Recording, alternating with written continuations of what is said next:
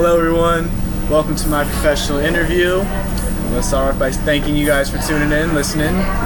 Tonight we have a very special guest. This is my boss, personal friend of mine, the wonderful, fabulous Moki Andrus. How you doing? Moki, thank you for being with us today. Very much appreciate it. So, I have worked with Moki for the past 6 or 7 months, and she is an absolute doll, best boss ever could work with. And while I know a lot about you, Moki, the listeners do not. Okay. So, I just wanted to fill them in with some background information. So, Moki, what is your role here at Zia? I'm originally a service manager, but I do both kitchen and also service side of management in the restaurant. Okay, so both service and kitchen? Yep. Very good. And how long have you been at Zia? Originally, I started in 2002. I took a little 7-year hiatus. I just came back 2 years ago, almost 3 years ago. So I've been back with the company about 3 years now. 3 years, going back to height. Very cool. Do you have any other restaurant experience? I've worked for multiple restaurants in my career. I started working when I was 17, so restaurants has always been something I love to do, meeting the guests, taking care of them. I made so many connections with, staff and the guests that I met. People I'm still friends with from one of the first restaurants that I ever worked at. I'm still very good friends with my boss. She took a chance on me when I was super young with my first job, and I'm still very good friends with her. So I've been in this field a long time. I've been in other fields too, but this one is where I've had the most experience and enjoyment, I'd say. But you really most enjoyment too? Yeah, I really enjoy it. I mean, there's some hard times. Of course. It's like any relationship. It's good and bad, and some days you just want to strangle somebody, but most days I've been super fortunate in Baton Rouge. I adore my team. I think the world of my team. I've never worked with so many students before, and it's very impressive to watch them come to work, do what they have to do, take care of their responsibilities, and then knowing that they still have a second, almost full-time job, with school and studies and everything they have going on with life at home. And some of them don't even have their families here with them. Some of them are doing it on their own. And for me, I think that the majority of them work really hard. They mean well. They're good people. So I try to keep with that.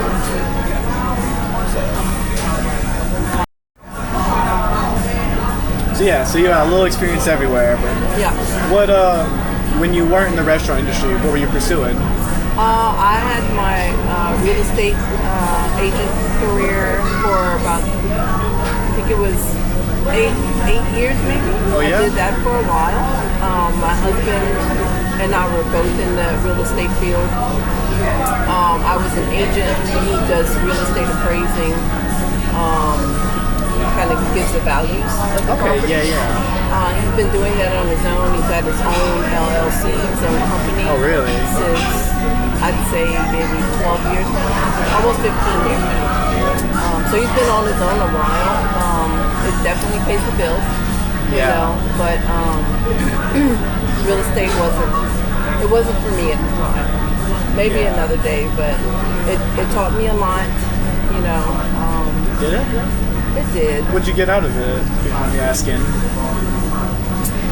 I don't want to put the profession down, but it can sometimes be cutthroat. Everyone's vying for that sale. Everyone's vying for the best deal, or the cheapest deal, or the highest deal. So there's always different dynamics to it all. There was a lot I should have taken away from it a little bit more. I should have gotten more investment information out of it, maybe. Yeah. But overall, I met a ton of nice people. I gravitate to the people. The people? Yeah. I could definitely tell. And that, considering that the restaurant industry is very much a people person, a people business. You know, everyone can tell how much you care for them and how much you actually just showing up and show that you care. And, it's hard to fake. If it's not for you, it's really hard to fake every day. I bet so, yeah. But I've been fortunate. No, that's awesome. That's awesome. So I made a little game, a little trivia kind of deal that we could do. Okay. I call it "Who Wants to Be a Zillionaire?" Sticking with the Zia theme. That is ideal. That's fine. All right, Mookie. So if you want to be a zillionaire, you have to answer these 4 questions correctly. Are you ready? My heart started beating. Okay, go ahead. Heart start beating. We'll see. All right, Mookie. In Zia, at this location, how many tables are there, not including bar seats and the patio? To be all high tops, booths, and regular tables. Wow. To be honest, I did recently just count it for Father's Day. I did just a recent count. And I'd say 26. 26? Is what I'd say. 26 or 28. Gotcha. In my notes, got it counted as 40. Okay. But that might be a little skewed just to the fact that, the 2-seater half tables, some of them combined, but roughly 40. I mean, that's good. That's Yeah. good. That's real good. All right, let's see. Question number 2. At Spark in the Park 2025, it was announced awards. Who was front of house employee of the year? Front of the house was, oh my God, this is terrible. Oh no! In front of the house. It was somebody that wasn't there. Somebody that wasn't there. I can give you a hint if you'd like. Give me. This person is not on the sales team. Jocelyn? No, not Jocelyn. He was there. Close. It was a host. Was it Kelby? It was Kelby McClin, front of Yeah. house employee of the year. And in my defense, I did see the list of who was nominated. Oh, okay. So I'm kind of going, but I should have. And it was valid. It was a valid choice. Oh, 100%. I don't think anyone disputes that. No, she's great. You got it there. A little overthinking, but you got it. See, what about back of house? That was Mr. Cleo. It's Cleo Ravish. Yes, Cleo Ravis. He should have. And the reason why I do know that is because I felt bad that I didn't tell them and try to encourage him to be there more. Yeah. It would have been great if he was there. It would have been great if they would have shown up. And everyone had been asking me who had won, but I hadn't found out yet. And when I did find out, I didn't go and make sure that they showed up. So I felt a little bad about the situation, but they deserve it. 100%. Yeah. Very good. All right. These are hard. Question number 3. Okay. Which menu item has the most quantity sold out of any of our menu? Food item? Food items only. Okay. I'd say I have grits. Are you talking sausage? Oh, I'm sorry. I should have specified. Entrees only. Entrees and rotisserie. Okay, ribs is what I would assume it would be. Yeah. Ribs. It is a rib dish. It is a rib dish. How many? How many? What are you doing? Okay, right. Not the appetizer. It's gotta be like 6. 6 Thai ribs Okay. is the most highest quantity by far too. It's almost double everything else. Oh, wow. 6 Thai ribs is that popular here. It is very popular. As far as I know, that recipe hasn't changed since I started in 2002, and it probably hasn't changed since before then. No kidding, huh? Yeah, that's like 23 years. They really hit the jackpot with that one. Oh, they did. They knocked No it out. updates. Yeah. It's phenomenal. The signature ribs at Zia, if you haven't had them, you need to try them.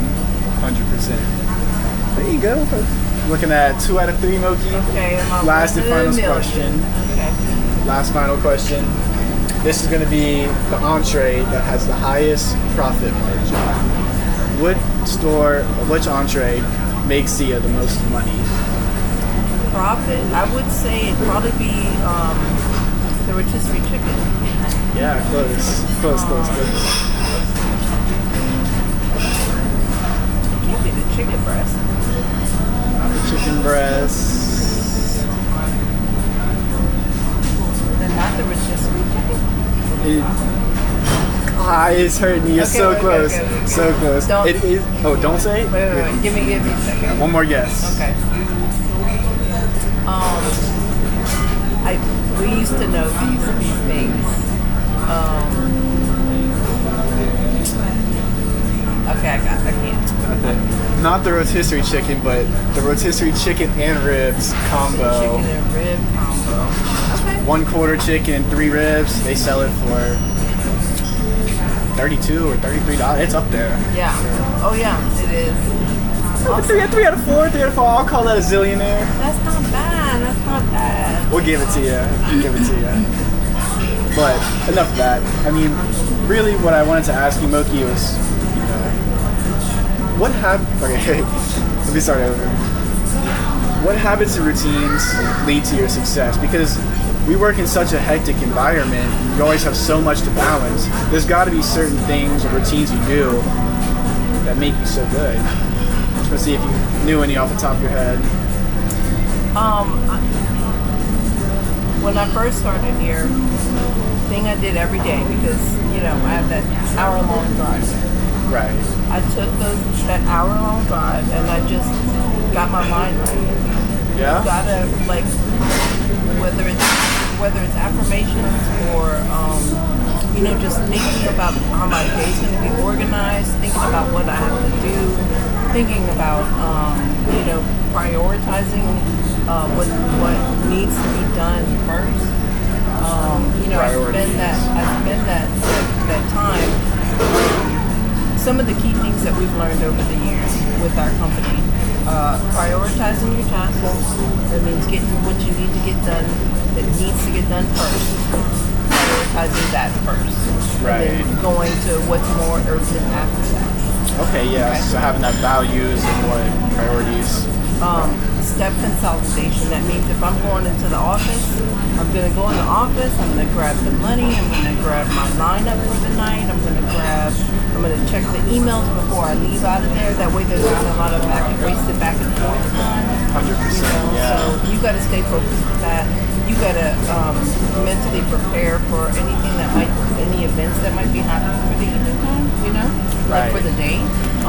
If I walk in not even thinking twice that, okay, today's Mother's Day. It's the busiest day of the year. You don't come in ready, mind frame ready, and you're just like in la la land. It makes for a difficult shift. And I know that my staff is counting on me. I can't just be, sleepy, tired, hanging out in the back, not focused, not ready to go.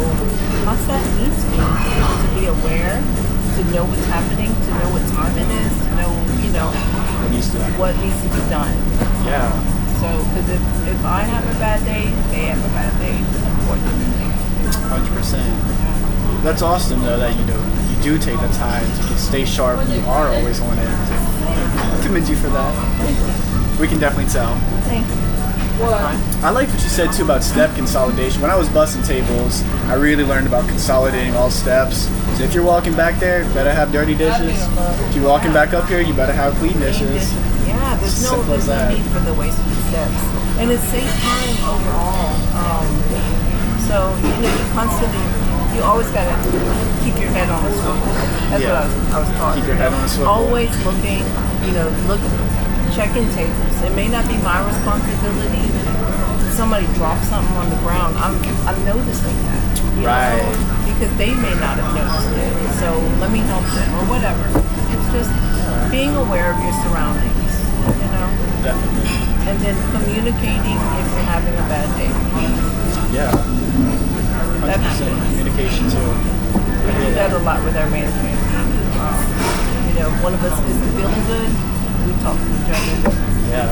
And if there's something in we put on the table, we're good about discussing it with each other. Yeah. You know, you shouldn't be afraid to do that. You gotta do it. To have that dialogue. That hard conversation. Yeah. Sometimes you just gotta take it on, right away. Heard that. Well, Milky, we're coming on time. I just have one last question for you. This isn't even concerning work, just anything. What was the best piece of advice you ever received?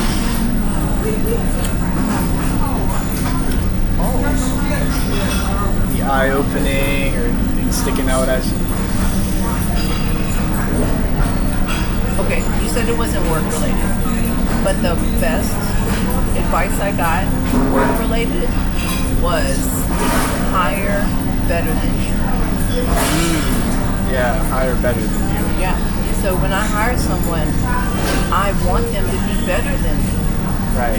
because I know how much I care. And if I can find someone, a team of people that care more than I do, Right. man. Who knows? Yeah. So that was my work one. My life one, I guess it mostly would be believe in myself and that I deserve better. Yeah. Always striving, always deserve better. I deserve better. I'm a good person at being wrong. Absolutely. Absolutely. There you have it, folks. Milky, thank you so much for your time. You're welcome. I really appreciate it. This has been insightful. Folks, she worked a lunch rush and a dinner rush and still made time to do this. So, thank you again, Milky. You're welcome. Thank you guys for listening. This has been my interview. Have a good night. All right, testing. Check. 1, 2, 2, check.